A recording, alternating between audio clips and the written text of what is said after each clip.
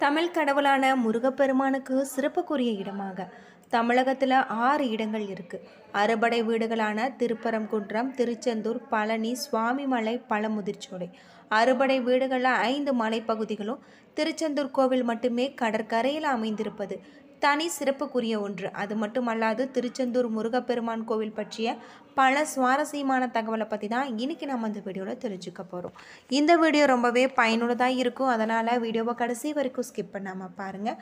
உங்களுக்கு திருச்செந்தூர் முருகன் பிடிக்கும் அப்படின்னா திருச்செந்தூர் முருகனுக்கு அரோகரா அப்படின்னு சொல்லிட்டு மறக்காமல் கமெண்ட் பண்ணுங்கள். வாங்க வீடியோக்குள்ளே போகலாம். படையெடுத்து செல்லக்கூடிய படை வீரர்கள் தங்கும் இடம்தான் படை வீடு. அதன்படி சூரபத்மனை வதம் செய்வதற்காக தளபதி வீரபாகு உள்ளிட்ட படை வீரர்கள் தங்கியிருந்த இடம்தான் திருச்செந்தூர் சுப்பிரமணிய சுவாமி கோவில். சூரபத்மன் எனும் அரக்கனை ஐப்பசி மாத வளர்ப்பிறை சஷ்டி என்று தன்னுடைய வைரவேல் கொண்டு வதைத்த தினம் கந்தசஷ்டி விழா சூரசம்காரம் என விமர்சையாக கொண்டாடப்படுது. சூரபத்மனை வெற்றி கொண்டதால் இங்கு கோவில் கொண்டிருக்கக்கூடிய முருகப்பெருமான் ஜெயந்திநாதர் என அழைக்கப்பட்டதாகும். அதுவே பின்னால் மருவி செந்தில்நாதர் என ஆயிருக்கு. அதே போல இந்த ஊர் திருஜெயந்திபுரம் என்பதில் இருந்து திருச்செந்தூர் என ஆயிருக்கதாகவும் சொல்லப்படுது. சிலப்பதிகார குறிப்புகளின்படி 2000 ஆண்டுகள் பழமை வாய்ந்ததாக சொல்லப்படுது. இந்த இடம் திருச்சீர் அலைவாய் என்று அழைக்கப்படுவதாகும். அது மட்டும் இல்லாமல் இந்த கோவிலில் இருக்கக்கூடிய முருகனின் இடது கையில் தாமரை மலர் மற்றும் ஜடாமுடியோடு சிவயோகி போல காட்சியளிக்கிறார். முருகனின் பின்புறம் இடது சுவற்றில் முருகன் பூஜை செய்ததாக கூறப்படும் லிங்கம் ஒன்று இருக்கு. அதற்கு முதல்ல பூஜைகள் செய்த பின்பு முருகப்பெருமானுக்கு பூஜைகள் நடக்கிறதாகவும் சொல்லப்படுது. சூரனை வதைத்த முருகன் 4 கைகளுடன் சிவபூஜை செய்து ஜடாமுடியுடன் தவக்கோலத்தில் இருக்கார். அவருடைய தவத்தை கழித்துவிடக்கூடாது என்பதற்காக அவருக்கென்று தனி பிரகாரம் கிடையாது. மூலவர் தெற்கு திசை நோக்கி இருக்கிறதாகவும் சொல்லப்பட்டிருக்கு. கந்தசஷ்டி விழாவின் கடைசி நாளில் தங்கள் ஊர் பெண்கள் தெய்வானை திருமணம் செய்வதாகும்.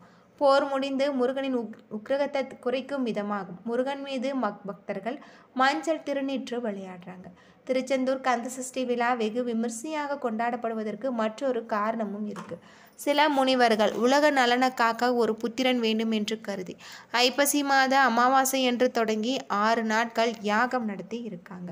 இந்த கோவில் காலை 6 மணி முதல் இரவு 9 மணி வரை நடை திறந்திருக்கும். பல்வேறு சுவாரஸ்யமான தகவலை கொண்ட ஒரு கோவிலாக தான் திருச்செந்தூர் சுப்பிரமணிய சுவாமி கோவில் அமைஞ்சிருக்கு அப்படின்னு சொல்லலாம்.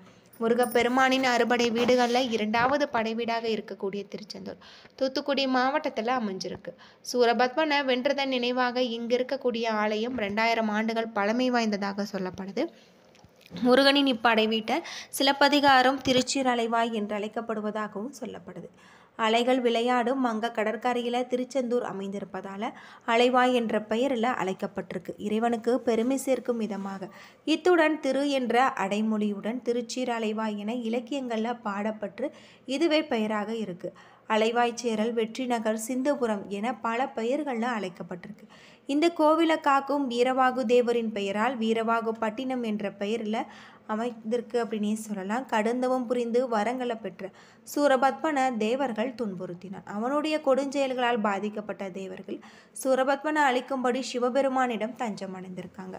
அவர்களுடைய வேண்டுதலை ஏற்று தன்னுடைய நெற்றிக்கண்ணில் இருந்து 6 பொறிகளை உண்டாக்க அதிலிருந்து முருகப்பெருமான் தோன்றியிருக்கார். அவ்வாறு தோன்றிய முருகன் தந்தையின் கட்டளையை ஏற்று சூரபத்மனை வதம் செய்ய இங்கு வந்திருக்கார். முருகப்பெருமான தரிசிக்க இவ்விடத்தில் தவம் செய்து கொண்டிருந்த வியாழ பகவானுக்கு காட்சியளித்து அசுரர்களுடைய வரலாற்று அவர்களிடமிருந்து கேட்டறிந்திருக்காரு. தனது படை தளபதியான வீரவாகுவ சூரபத்மனுக்கு தூதனுப்பியிருக்காங்க. அழிவில் விளிமிருந்த அசுரன் அதை மறுத்து யுத்தத்திற்கு அலைக்கூவல் விடுத்திருக்கான். முடிவில் முருகப்பெருமானால் வதம் செய்யப்பட்டு அவருடைய கொடியில இடம் பிடித்து நட்பேறு பெற்றிருக்காங்க. வியாழ பகவானின் வேண்டுகோளை ஏற்று அவ்விடத்தில் தங்கிய முருகனுக்கு விஸ்வகருமாவை அழைத்து ஆலயம் எழுப்பியிருக்காங்க.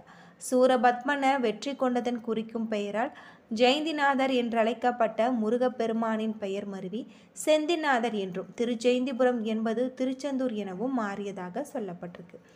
ஓம் எனும் வடிவில் அமைந்திருக்கக்கூடிய இந்த கோவில் 17ஆம் நூற்றாண்டில் கட்டப்பட்டிருக்கு. 157 அடி உயரம் கொண்ட கோவிலின் கோபுரம் 9 தளங்களை கொண்டதாக அமைஞ்சிருக்கு. யாழ் மண்டபத்திற்கு மேலே 137 அடி உயரமும், வடக்கிலிருந்து தெற்காக 90 அடி நீளமும், கிழக்கு நோக்கி மேற்காக 65 அடி அகலமும் கொண்டிருக்கு. கோபுர உச்சியின் மேற்புறம் 20 அடி அகலமும் 49 அடி நீளமும் கொண்டிருக்கு. கோபுரம் 9 தளங்களை கொண்டிருக்கு. அது மட்டும் இல்லாமல் கோபுரம் உச்சியில் 9 கலசங்கள் அமைந்திருக்கு. இந்த திருக்கோவிலில் இருக்கக்கூடிய சண்முக விலாசம் என்னும் மண்டபம் மிகப்பெரிய அதிசயத்தை ஏற்படுத்தக்கூடியதாகவும் 120 அடி உயரமும் 60 அடி அகலமும் கொண்டு பிரம்மாண்டமாக அமைஞ்சிருக்கு அப்படின்னே சொல்லலாம். கோவிலில் எதிர்ப்புறம் 2 மயில்களின் சிலையும் ஒரு நந்தியின் சிலையும் அமைக்கப்பட்டிருக்கு. மயில்களில் 2இல் முதலாவதாக இருப்பது இந்திரனும், மூன்றாவதாக இருப்பது சூரபத்மனையும் குறிக்கக்கூடியதாக சொல்லப்பட்டிருக்கு. முருகப்பெருமான் இருவேறு தோற்றங்களில் தனித்தனியே எழுந்தருளி அருள் பாலிப்பது. அது மட்டும் இல்லாமல் தெற்கு திசையை பார்த்தவாறு சண்முகர் என்ற பெயரும், கிழக்கு திசையை பார்த்தவாறு பாலசுப்பிரமணிய சுவாமி என்று வெவ்வேறு சன்னதியில் அருள் செய்கிறதாக சொல்லப்படுது. சூரபத்மனை ஆட்கொண்ட முருகப்பெருமான் அவ்வெற்றிக்கு நன்றி செலுத்தும் விதமாக தாமரை மலர வைத்து சிவபூஜை செஞ்சுருக்காங்க. ஆனால் முருகப்பெருமானின் வலது கரத்தில் தாமரை மலர் இருப்பதை இன்றுமே நம்மால் காண முடியும். சிவயோகி போல தலையில் ஜடாமகுடம் தரித்திருக்கும் இவருக்கு இடது பின்புற சுவற்றில் ஒரு லிங்கம் இருக்குது. அந்த லிங்கத்திற்கு தீபாரதனை காட்டிய பிறகு முருகப்பெருமானுக்கு தீபாரதனை நடக்கிறதாக சொல்லப்படுது. அதே போல் சண்முகர் சன்னதியில் சுவாமிக்கு பின்புறத்தில் லிங்கம் இருக்குது. சிவலிங்கங்கள் 2மே இருளில் இருப்பதால் தீபாரதனை வெளிச்சத்தில் மட்டுமே பார்க்க முடியும் அப்படின்னு சொல்லப்பட்டிருக்கு. இந்த திருக்கோவிலில் எழுந்திருக்கக்கூடிய பாலசுப்பிரமணிய சுவாமி பூஜைகளுக்கு பிறகு வெண்ணிற ஆடை சாத்துறாங்க. மற்றொரு சன்னதியில் இருக்கக்கூடிய சண்முகருக்கு பச்சை நிறம் கொண்ட ஆடையை அணிவித்து வராங்க. உச்சிக்கால பூஜைகள் முடிந்த பிறகு மணி ஒலிக்கப்படும். 100 கிலோ எடை கொண்ட இந்த மணி கோவில் கோபுரத்தின் 9வது அறையில் வைக்கப்பட்டு இருக்கிறதாக சொல்லப்படுது. இந்த திருக்கோவிலில் சண்முகர், ஜெயந்திநாதர், குமரவிடங்கர், அலைவாய் பெருமாள் என 4 உற்சவர்கள் இருக்காங்க. உற்சவரில் குமரவிடங்கருக்கு மாப்பிள்ளை சுவாமி என்ற பெயரும் இருக்குது. கோவிலில் மூலவர்களுக்கு பின்பகுதியில் பாம்பறை என்ற சுரங்கப்பாதை வடிவமைக்கப்பட்டு இருக்குது. இங்கு செல்ல நாம் தனியாக கட்டணம் வசூலிக்கப்படுறதாகும். கட்டணம் செலுத்தி அங்கே சென்றால் முருகன் பூஜித்து வந்த பஞ்சலிங்கங்களை பார்த்து நாம் தரிசிக்கலாம்.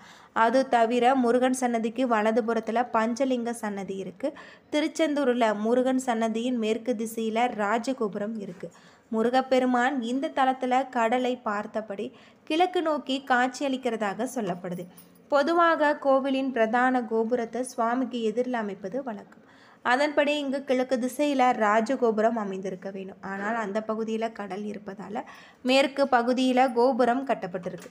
முருகப்பெருமான் இருக்கக்கூடிய மூலஸ்தானத்தின் பீடத்தை விட இந்த கோபுர வாசல் உயரமாக இருக்கும் காரணத்தினால திறக்கப்படாமல் எப்பொழுதுமே அடைக்கப்பட்டு இருக்கிறதாக சொல்லப்படுது. அது மட்டும் இல்லாமல் சூரசம்ஹாரம் முடிந்த பிறகு முருகன் தெய்வானை திருக்கல்யாணத்தின் போது நள்ளிரவு ஒரு நாள் மட்டுமே இந்த ராஜகோபுரம் வாசலானது திறக்கப்படும். சர்க்கரை பொங்கல், கற்கண்டு, தினை மாவு, பொரி, வடை, அப்பம் போன்றவை முருகனுக்கு மிகவும் பிடித்தமான உணவாக இருக்குது. உச்சிக்கால பூஜைகள் முடிந்த பிறகு ஒரு பாத்திரத்தில் பால் அன்னம் எடுத்துக்கொண்டு மோளத்தாளத்துடன் எடுத்து சென்று கடற்கரையில் கரைத்து விடுவாங்க. தினமும் நடைபெறும் இந்த பூஜையை கங்கா பூஜை என அழைக்கப்படுறதாக சொல்லப்படுது. அது மட்டும் இல்லாமல் இந்த கோவில் ஆதி காலத்தில் மணற்குன்றுகளாக சூழப்பட்டுள்ளதாக அமைஞ்சிருக்கு. கால ஓட்டத்தில் மணற்குன்றுகள் மதிலாக சிதைந்திருக்கிறதாகவும் சொல்லப்பட்டிருக்கு. இது மட்டும் இல்லாமல் இந்த கோவிலில் தரக்கூடிய இலை விபூதி பிரசாதம் தீராத பல நோய்கள் தீர்க்கக்கூடிய அருமருந்தாக இருக்குது அப்படின்னு சொல்லலாம். முருகனின் ஆலயத்திற்கு இடதுபுறத்தில் வள்ளி குகை இருக்குது. குழந்தை வரம் வேண்டுவோர் இந்த குகைக்கு எதிரே இருக்கக்கூடிய சந்தன மலையில் தொட்டில் கட்டினால் விரைவில் குழந்தை பாக்கியம் கிடைக்கும் என நம்பிக்கையாக சொல்லப்படுது. அது மட்டும் இல்லாமல் இங்கே இருக்கக்கூடிய 4 கிணற்றில் நீராடுவதால் நம்முடைய பாவங்கள் அனைத்தும் தீரும் அப்படின்னும் சொல்லப்பட்டிருக்கு. ஏன்னா நண்பர்களே, இந்த வீடியோ உங்களுக்கு பயனுள்ள தகவலை தந்திருக்கும்னு நினைக்கிறேன். வீடியோ பிடிச்சிருந்தா லைக் பண்ணுங்கள், ஷேர் பண்ணுங்கள், கமெண்ட் பண்ணுங்கள். இது போல் தகவலை தெரிஞ்சுக்க நம்ம சேனலை மறக்காமல் சப்ஸ்கிரைப் பண்ணிவிடுங்க. நன்றி நண்பர்களே.